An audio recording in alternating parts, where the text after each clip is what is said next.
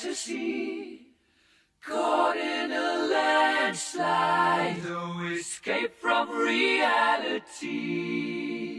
Open your eyes, look up to the skies and see.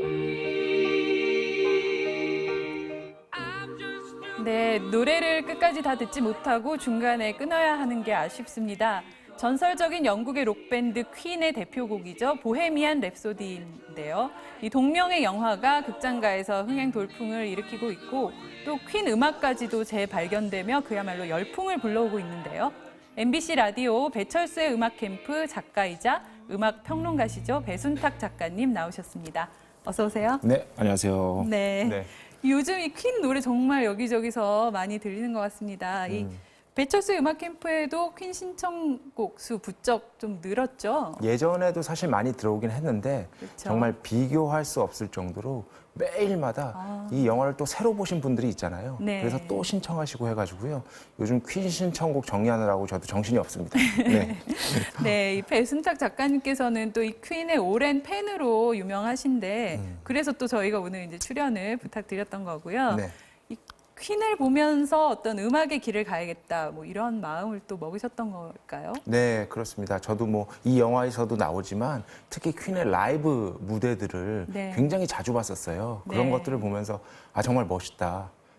저런 밴드를 하고 싶고 저렇게 멋진 사람이 되고 싶다 했는데 밴드는 못했고요. 대신 음악을 듣는 길을 택했습니다. 네, 또 네. 그런 꿈을 가진 많은 그 록밴드 지망생들이 당시 있었을 것 같은데 네.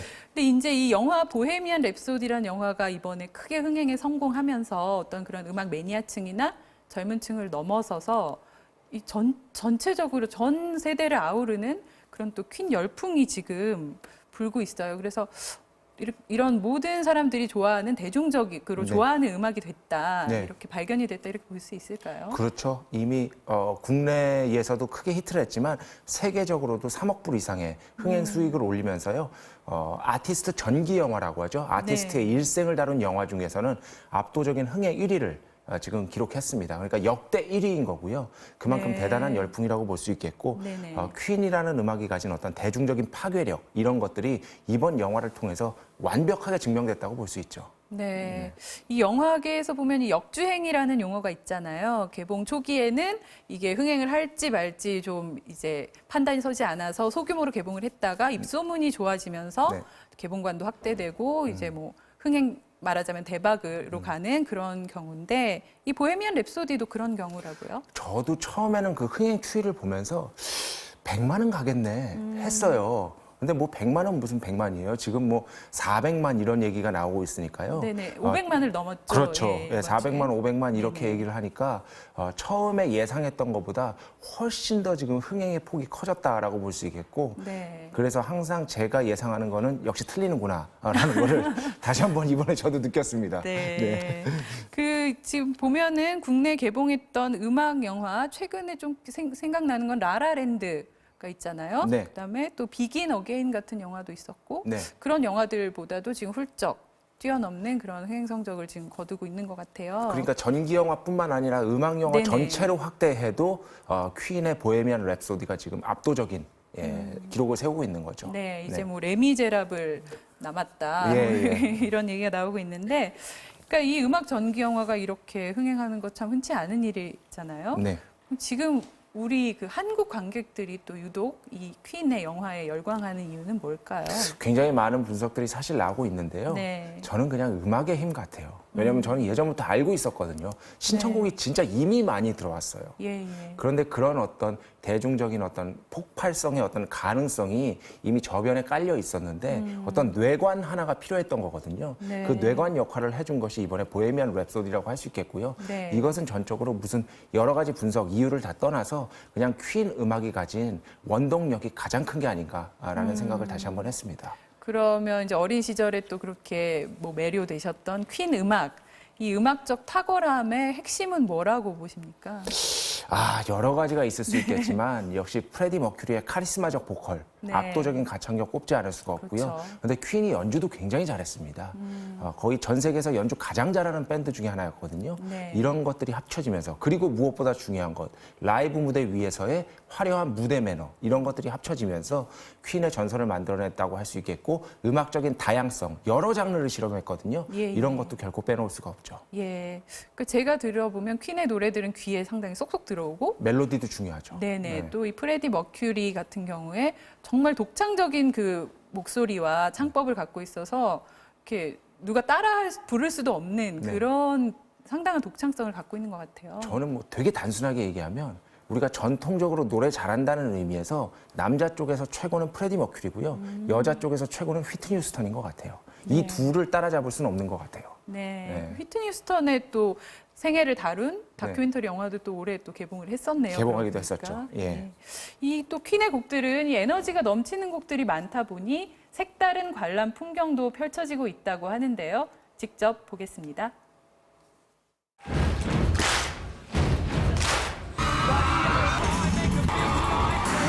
You're gonna be a big man someday. You got mud on your face. 'Cause we are the champions of the world.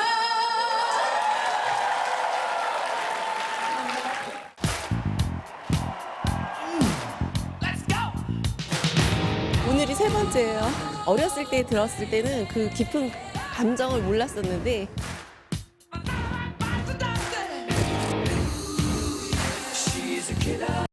봐도 질리지가 않고 보면은 행복해요. 스트레스도 풀리는 느낌이고. 요즘 아이돌이랑은 다른 거 느낄 수도 있고, 약간 그 시대의 음악도 느낄 수 있고.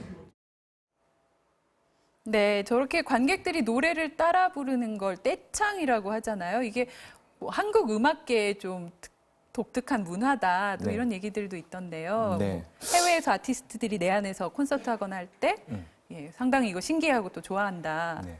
예. 사실 외국에도 떼창 문화가 없는 건 아니에요. 아, 네네. 그런데 그 어떤 열정의 강도로 봤을 때 한국 관객들이 유독 떼창의 그 데시벨이 커요. 네. 그렇기 때문에 외국에서는 그런 것들을 잘 느낄 수가 없거든요. 외국 네. 관객들도 떼창을 하지만 예, 그렇기 예. 때문에 그 데시벨 차이가 워낙 크기 때문에 놀라는 게 아닌가 싶습니다. 네, 그 프레디 머큐리도 그 노래를 부르다가 이렇게 관객들한테 마이크를 넘기고 네. 하는 그런 장면들도 많이 나오는데 근데 이 퀸이 데뷔한 게 1973년이죠. 1970년대 초반이죠. 네네. 네. 그러니까 지금 이제 방금 전에도 인터뷰했던 뭐 20, 30대 젊은 층들은 사실 상당히 그 낯선 퀸이라는 그 그룹 자체가 낯선 세대라고도 볼 수 있는데 네.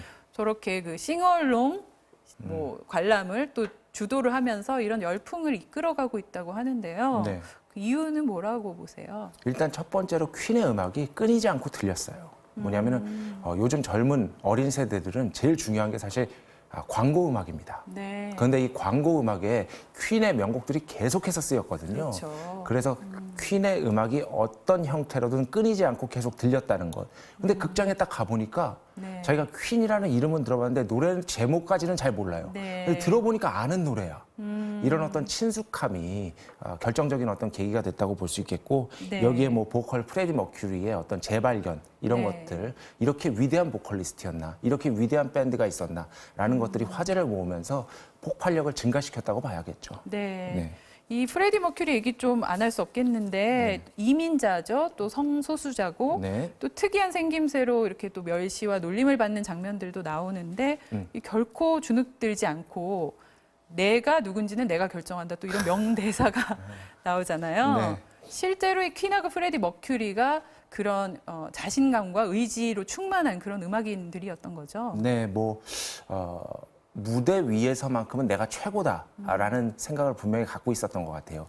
한국에서는 이제 자막에 뮤지션이라고 번역이 됐지만 네. 프레디 머큐리가 자신을 퍼포머라고 규정하거든요. 네. 이거는 뭐냐면은 자신의 정체성을 무대 위에서 찾았고 그리고 무엇보다도 그 무대 위에서 우리는 부적응자들을 위해서 노래한다. 사회적인. 왜냐하면 내가 부적응자였고 경계인이었고 외부인이었기 때문에 네. 이런 것들이 합쳐지면서 프레디 머큐리의 어떤 그런 멋진 말이 탄생할 수 있었던 거죠. 네. 예.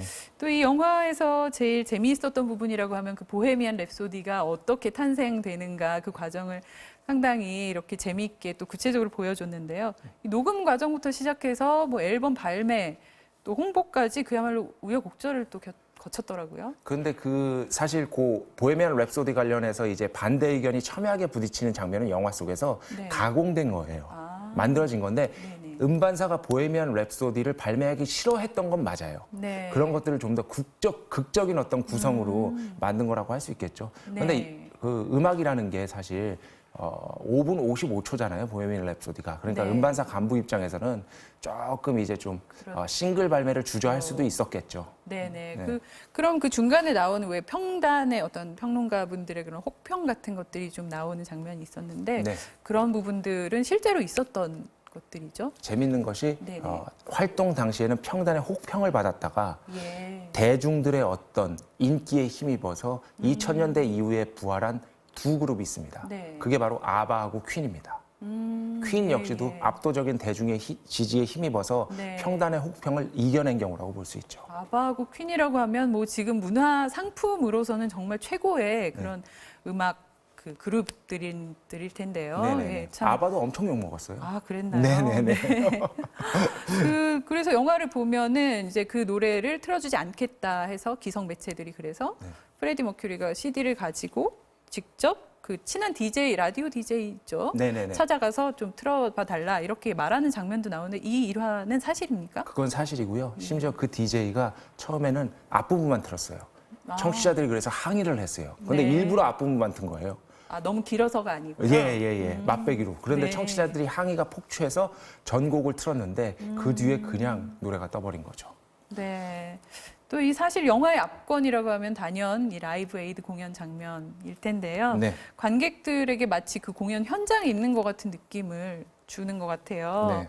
이 또 배우들 연기는 말할 것도 없고 그 소품 하나하나까지 완벽하게 재현을 했다고요? 그 정말 그 물컵이나 뭐 이런 것까지 다 똑같이 재현을 한 거고요. 네.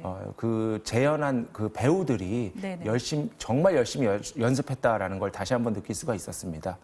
그리고 무엇보다도 라이브 에이드를 통해서 퀸이 그때 약간 내리막길이었거든요. 네. 근데 이 라이브 에이드 무대를 통해서 다시 한번 정상으로 치고 올라가는 어떤 반등의 계기를 마련하죠. 네. 이 록의 역사에서 가장 위대한 공연 가운데 하나라는 라이브 에이드를 1985년 당시 MBC가 유일하게 방송했습니다. 이 공연은 원래 기아에 시달리는 에티오피아 난민을 돕자는 취지로 당시 가장 유명한 가수들이 함께한 세계적 규모의 자선 공연이었는데요. 그래서 세계는 한 가족 이런 제목으로 1985년 7월 14일 밤 9시 반 프라임타임에 방송이 됐었는데요. 그 당시 방송됐던 그 공연 장면 보면서 좀 말씀 좀 나눠볼까요? 네.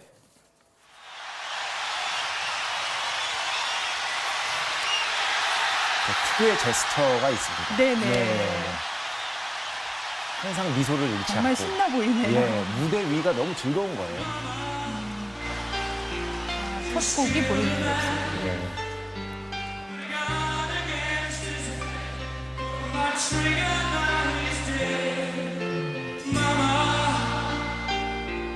Just begun, but now I'm gonna throw it all away.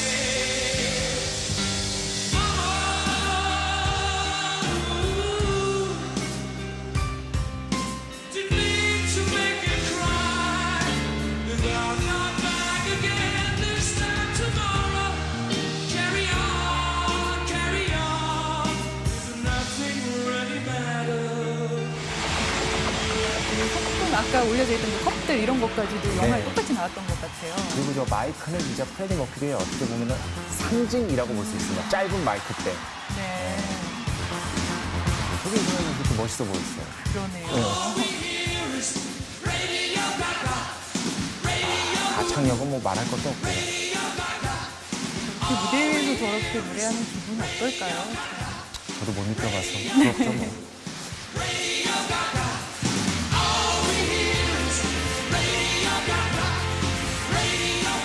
관객을 휘어잡는 카리스마가 있어요.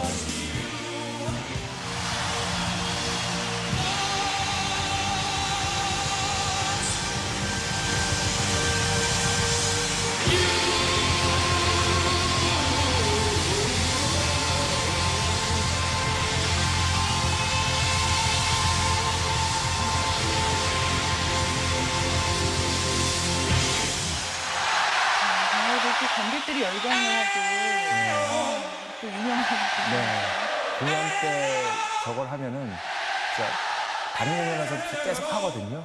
관객들이 따라 부르면 진짜 보는 사람 입장에서도 소름 돋죠.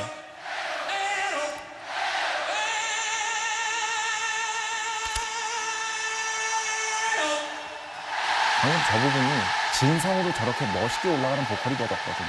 가성이 아니라. 네. 저 에오 하는 부분이 계속 이렇게 귀에 맴돌 것 같습니다. 네. 예, 근데 이번 주 일요일에 저 MBC에서 이 전설적인 공연을 새롭게 좀 이렇게 단장을 해서 방송을 한다고 하네요. 예, 지상 최대 콘서트 라이브 에이드 해서요. 저와 함께 일하고 있는 저의 DJ 네. 배철수 씨하고요. 음악평론가 임진모 씨가 해설을 맡을 예정이라고 하니까요. 네. 궁금하신 분들은 꼭 보시기 바랍니다. 퀸의 무대도 당연히 나옵니다. 예, 그렇죠.